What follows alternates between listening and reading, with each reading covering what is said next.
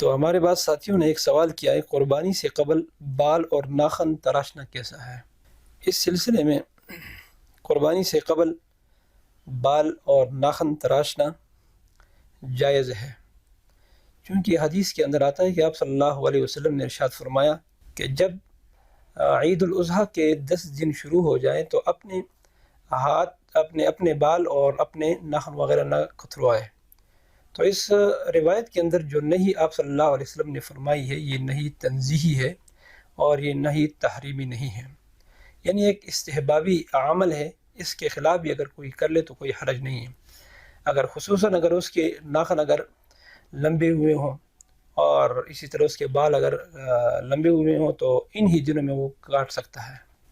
اسی طرح ایک دوسرا سوال بھی ہمارے بعض ساتھیوں نے کیا ہے کہ گابن جانور کی قربانی کیسی ہے؟ تو اس کا جواب یہ ہے کہ گابن جانور کی قربانی جائز ہے، البتہ وہ جانور جو قریب الولادت ہو تو اس کی قربانی مکروہ ہوگی۔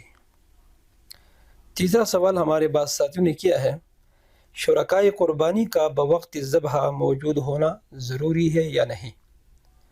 تو اس سلسلے میں بوقت ذبح تمام شرکاء کا موجود ہونا یہ اچھی بات ہے کہ وہاں پر حاضر ہو، لیکن اگر خود آدمی حاضر نہیں ہو سکتا تو کسی کو اجازت دے دے، آپ کی طرف سے وہ ذبح کر لے گا۔ ہاں، البتہ وہاں پر حاضر ہونا یہ مستحب ہے۔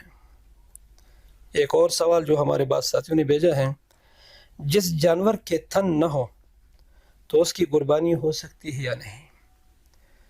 تو جانور کے تھنوں کے سلسلے میں ایک بات یاد رکھنی چاہیے، اس کی مختلف صورتیں ہیں۔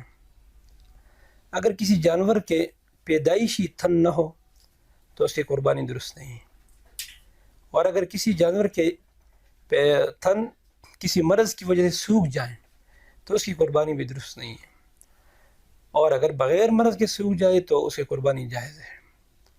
اور اسی طرح اگر کسی جانور کے تھن وہ کٹے ہوئے ہوں تہائی یا تہائی سے زیادہ مقدار میں تو اس کی قربانی بھی درست نہیں ہوگی، البتہ تہائی سے کم اگر کٹے ہوئے ہوں تو اس کی قربانی درست ہے۔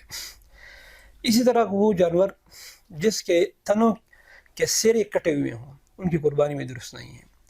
بیڑ، دمبی اور بکری کے اندر اگر ایک تھن نہ ہو یا ایک تھن ضائع ہو جائے تو اس کی قربانی بھی جائز نہیں ہوگی۔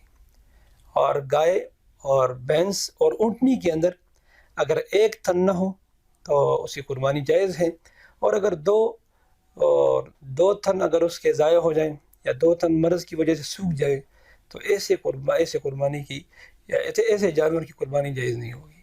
سوال نمبر 5، بانجھ جانور کی قربانی جائز ہے یا نہیں؟ تو اس سلسلے میں قانون یہ ہے کہ بانجھ جانور کی قربانی کرنے میں کوئی بھی حرج نہیں ہے، اس کی قربانی بالکل جائز اور درست ہے۔